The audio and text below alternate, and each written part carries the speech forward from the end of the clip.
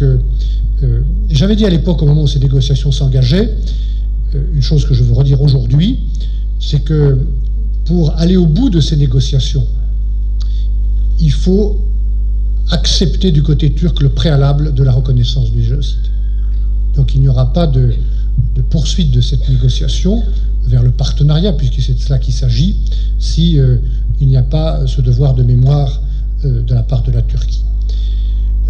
Il s'est passé un peu plus tard quelque chose d'important pour nous, pour moi, c'était le référendum de 2005 sur la Constitution européenne, qui a abouti au vote négatif d'une majorité de Français. Et l'une des raisons de ce vote négatif, au-delà des problèmes politiques intérieurs, c'est clairement le sentiment, je suis sûr que beaucoup d'entre vous ont ce sentiment, d'un projet européen, comme l'a dit Frédéric, qui n'a ni frontières ni limites, d'un projet européen qui est une sorte de fuite en avant. Et le sentiment est l'Europe, et c'est cela seulement dont il s'agit. Et donc aujourd'hui, les négociations dont j'ai parlé tout à l'heure, qui sont engagées, dans notre esprit, ne peuvent conduire qu'à ce partenariat avec la Turquie, peut-être avec d'autres pays d'ailleurs, l'Ukraine un peu plus tard, et pas à autre chose. Mais néanmoins, sur cette route du partenariat, je redis ce que je vous ai dit il y a quelques minutes, il faudra que le préalable de la reconnaissance du génocide soit levé par la Turquie. C'est la moindre des choses. Voilà, les choses sont claires pour nous. Nous ne voulons pas fermer la porte. Il faut tenir le même discours, et aux Turcs et aux autres candidats. Nous ne fermerons pas cette porte. Nous travaillerons à un partenariat avec, comme pour d'autres pays, y compris d'ailleurs pour l'Arménie, un accès à un certain nombre de politiques européennes, d'échanges sur le plan financier et commercial, parce que c'est l'intérêt qu'il y ait un progrès économique, mais pas d'accès aux institutions européennes. Voilà ce que je voulais vous dire clairement au nom de l'équipe de la majorité présidentielle, qui est en effet, cela a été rappelé, une équipe où tout le monde ne se ressemble pas.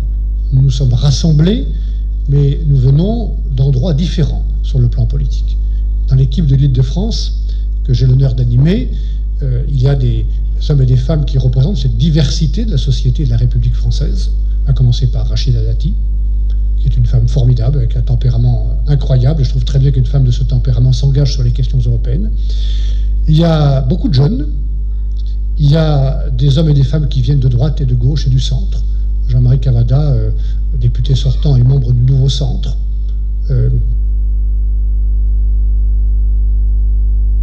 L'adhésion des crédits de la part de l'Union européenne.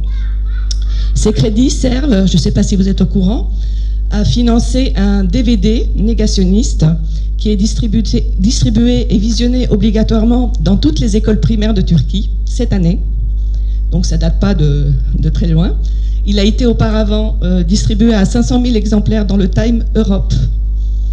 Donc je voudrais savoir qu'est-ce que fait l'Europe pour nous protéger, pour protéger les minorités chrétiennes, arméniennes et même musulmanes de Turquie, qui sont non turques. Il y a certaines minorités non turques qui souffrent également de l'État turc. Donc je voulais savoir que fait la Turquie, que fait l'Europe plutôt, pour nous protéger, en Europe du négationnisme et en Turquie également.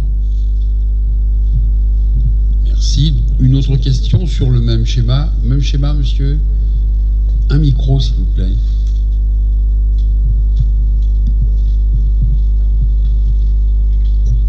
C'est pour préparer ma question. Comme beaucoup de citoyens français d'origine arménienne dont je suis, pour nous actuellement le plus important est 1. La création d'une loi anti-négationniste, génocide arménien en France et en Europe. 2. La reconnaissance par les autres pays européens du génocide arménien. Nous souhaiterions pour cela que les partis politiques français s'engagent plus au sein du Parlement européen sur ce problème. Pourquoi je dis ça? Il y a eu récemment une feuille de route qui a été signée sans... Une autre question, même genre. Essayez de densifier un peu. Oui, oui. Je vous en prie. voudrais juste compléter mon propos de tout à l'heure en disant que ce négationnisme était également exporté en Europe, puisque dans le cadre des contrats Erasmus, donc où les étudiants sont amenés à aller dans tous les pays, les étudiants turcs qui viennent en Europe doivent au préalable suivre en Turquie un stage de 3 semaines, un stage de négationnisme. Comment répondre aux accusations de génocide arménien? Qu'est-ce qu'il faut répondre? Il faut bien dire que ce sont les Arméniens qui ont exterminé les Turcs, etc., etc. Et c'est la même chose également pour les binationaux, donc ceux qui vivent en France, en Europe, en Belgique, etc., qui ont la double nationalité, turque et française, qui sont nés souvent en France. Pour libérer de l'obligation du système militaire en Turquie, ils doivent partir en Turquie, suivre un stage, payer plusieurs milliers d'euros, et ce stage est également un stage de négationnisme appliqué. Et ils reviennent ensuite en Europe pour diffuser ces idées-là. Et pour autant, madame, ce serait une erreur d'empêcher des étudiants turcs de venir chez nous. Hein. Ah non, mais je ne dis pas ça. Je dis que l'Union européenne favorise malgré tout, avec les fonds, donc, tout ce négationnisme. Et néanmoins, je pense, il faudra vérifier ce point, et je vous ai écouté. Je pense que c'est bien que des étudiants turcs puissent ouvrir les portes et venir passer quelques mois ou quelques années chez nous, comme je pense, je dis à Cécile, que c'est important qu'il y ait des années de la Turquie en France. Hein. C'est très important qu'on ne claque pas la porte, hein, parce que sinon ce pays va basculer dans l'autre sens. Hein. Donc je pense qu'il faut préserver ses relations culturelles, ses relations économiques ou politiques, avec un pays qui est un grand pays, qui le restera, et en même temps être très vigilant. Je reprends votre mot à toutes les deux. Comment on peut faire passer ces messages que vous avez indiqués tout à l'heure? Vérifier hein, qu'il n'y a pas un détournement ou un abus. D'abord, vous pouvez nous le dire, vous avez des parlementaires hein, qui sont là pour ça aussi, hein, des élus hein, proches de vous, hein, qui peuvent faire remonter au Quai d'Orsay, puisque c'est le Quai d'Orsay qui suit ces journées, avec le ministère de la Culture en partie, mais surtout le Quai d'Orsay qui pilote ces années de la Russie en France, de la Turquie, du Brésil. Ce sont des initiatives du ministère des Affaires étrangères. Quand j'étais ministre des Affaires étrangères, on a fait les années du Brésil, par exemple. Hein. Donc c'est le Quai d'Orsay qui pilote. Donc toute observation, tout excès, tout abus, toute trace de ce négationnisme que vous trouveriez doit être signalée. Hein. Vous nous le signalez directement, vous le signalez à vos élus avec lesquels vous avez le contact, et c'est leur rôle que de dire au ministère il y a quelque chose d'anormal qui se passe hein, dans le cadre de ces jours. Donc je vous promets la plus grande transparence sur cette question. Voilà ce que je voulais dire. Je serais, madame, très heureux que vous me donniez ce disque. Hein. Voilà. Et je vais faire vérifier. Je vais faire une copie et je le transmettrai. Non, mais vous allez m'en trouver, vous savez. Moi, je suis là. Oui. Donc, ce qui me permet d'ailleurs de saluer chacune et chacun d'entre vous dans la diversité de ce que vous représentez comme association contre le négationnisme ou sur le plan culturel, sportif aussi. Je suis très frappé de la vivacité de cette communauté arménienne ici. Vous êtes plus de 5000, hein, et au total, dans la région Île-de-France, on m'a dit que vous étiez près de 120 000, hein, ce qui est tout à fait impressionnant. C'est aussi, je vous disais, cette diversité de... Oui. Il n'y a pas d'Arméniens inactifs. Hein. Donc je serais très heureux, madame, que vous puissiez me donner ce disque, une copie de ce disque, ce DVD, pour que je fasse vérifier où il est diffusé et avec quels moyens il est payé. Hein. Mais en fait, il a été financé par la Chambre de commerce d'Ankara. Oui, ça c'est... Et il est diffusé donc depuis fin 2008 dans toutes les écoles primaires. C'est-à-dire que tous les enfants de Turquie... Non, madame. Naturellement, sont obligés de le regarder. Je voudrais vérifier pour être tout à fait clair, parce qu'il ne faut pas raconter d'histoire, c'est savoir s'il est financé avec des crédits européens, comme vous l'avez dit tout à l'heure. Disons que automatiquement, s'il est diffusé dans les écoles primaires, vu que les écoles reçoivent des crédits européens.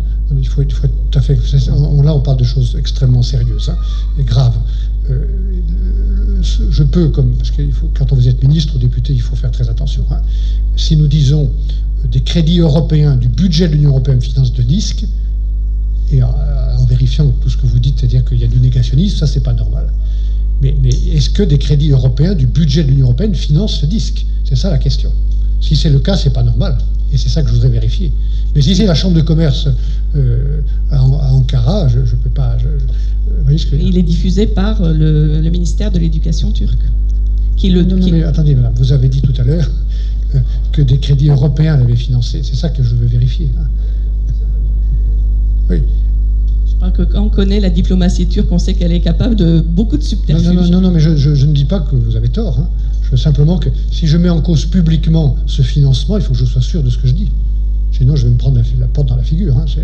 Donc, il faut que je fasse attention. Sinon, ça ne vous choque pas? Si, ça me choque. Ah, sur le fond, ça me choque. Mais ça peut me choquer. Je suis quelqu'un de très franc, donc j'aime bien discuter. Ça me choque. Et puis en plus, ça peut doublement me choquer s'il y a des crédits européens. Oui. Je ne peux pas dire les choses si ce n'est pas vrai. Hein. Mais j'en profite aussi pour dire, vous parliez du préalable de la reconnaissance du génocide arménien. Vous savez bien, puisque vous étiez commissaire européen à l'époque de l'ouverture des négociations, qu'il n'y a pas ce préalable, qu'il n'existe pas. Il ne fait pas partie des critères de Copenhague. Quand les négociations ont été ouvertes, j'étais ministre des Affaires étrangères. Hein. Oui, ben vous étiez mais j'ai moi qui ai dit publiquement que pour poursuivre ces négociations, pour qu'elles aboutissent, et à l'époque, elles pouvaient conduire à toutes sortes d'issues, soit une adhésion, soit un partenariat. Le président de la République a dit clairement quelle serait la position de la France. La France considère que ces négociations ne peuvent continuer que si elles aboutissent à un partenariat et pas à autre chose. Ce qui veut dire, pour être tout à fait précis, que nous ne laisserons pas ouvrir des chapitres de négociations qui pourraient conduire à l'adhésion. Dans les négociations avec la Turquie, vous avez des chapitres, on ouvre une trentaine de chapitres comme avec les autres pays qui peuvent conduire à ce partenariat ou à l'adhésion. La France ne laissera pas ouvrir des chapitres sur des sujets stratégiques qui conduiraient à une adhésion. Et sur cette route-là, la question de la reconnaissance du génocide devra être posée par la France et j'espère par qu'elle soit inscrite sur le papier, pas simplement les déclarations. Mais c'est déjà important qu'on vous le dise et qu'on dise, nous, qu'on n'aboutira à aucun accord avec la Turquie s'il n'y a pas ce préalable qui est respecté. Et je crois d'ailleurs être le premier à dire ça. Ça n'a pas été dit par beaucoup de gens. Donc c'est assez important. Maintenant, difficile pour moi pour nous de nous prononcer sur ce que fait le gouvernement arménien. Je pense, monsieur, à votre... Vous avez un gouvernement souverain en Arménie. Il faut un peu se mettre à leur place. On en parlait avec Frédéric tout à l'heure. La vie est très difficile là-bas. Hein. Vous le savez mieux que moi.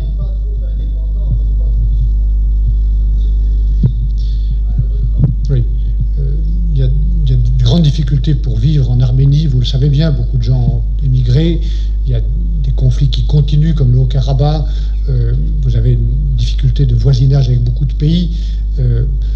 C'est difficile de donner des bons ou des mauvais points à un gouvernement comme celui de l'Arménie dans ce qu'il accepte de signer ou de ne pas signer. Vous voyez ce que je veux dire? Je crois qu'il faut de temps en temps qu'on se mette à la place des gens là-bas. Hein.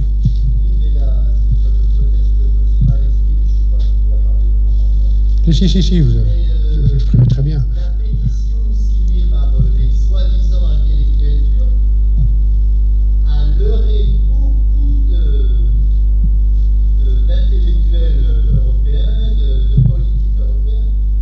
Cette pétition est un leurre. Elle est dirigée par le gouvernement turc. Elle est dirigée. Oui. Toute la question, c'est de vérifier la sincérité des démarches qui sont engagées.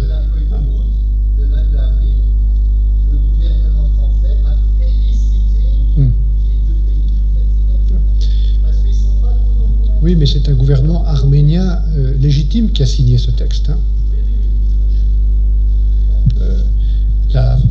Toute la question est de savoir quelle est la sincérité des démarches qui sont engagées par tel ou tel groupe d'intellectuels, voire par le gouvernement turc à propos de l'histoire. Hein. La question c'est, oui ou non, la Turquie reconnaîtra-t-elle ce génocide? Et pour nous c'est important, c'est un préalable qu'à un moment qu'elle choisira, et du coup ça rythmera la vitesse des négociations, qu'elle choisira, ils disent qu'il y a eu ce génocide. Il faudra que le pays fasse face à son histoire.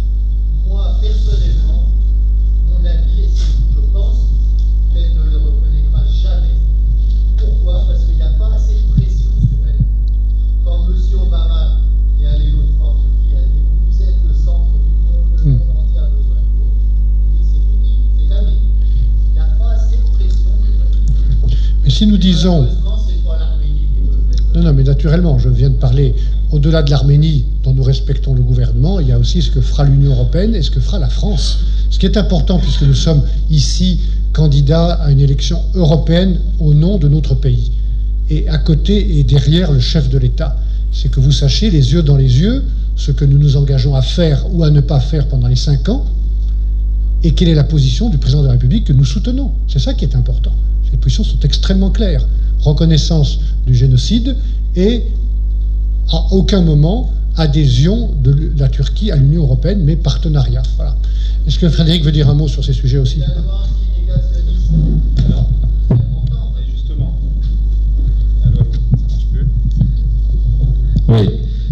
Ce qu'a dit Michel, moi je veux saluer ce que vient de dire Michel Barnier, parce que, vous savez, on voit avec la question du négationnisme aujourd'hui dans notre pays, c'est une question qui est brûlante, pas que pour la communauté arménienne. Pas que pour la communauté arménienne. Regardez ces élections européennes, où vous avez un fou furieux qui s'appelle M. Dieudonné, qui est en train aujourd'hui de réhabiliter le négationnisme sur des scènes de théâtre. C'est une question qui est prégnante pour nous tous, mais bien au-delà de nous tous, pour tous les Français, parce que ça soit pour la communauté arménienne, ou que ce soit pour nos amis juifs, aujourd'hui, on voit que cette question, elle monte, et elle monte dans notre pays. Et la réponse juridique ne sera jamais une réponse suffisante.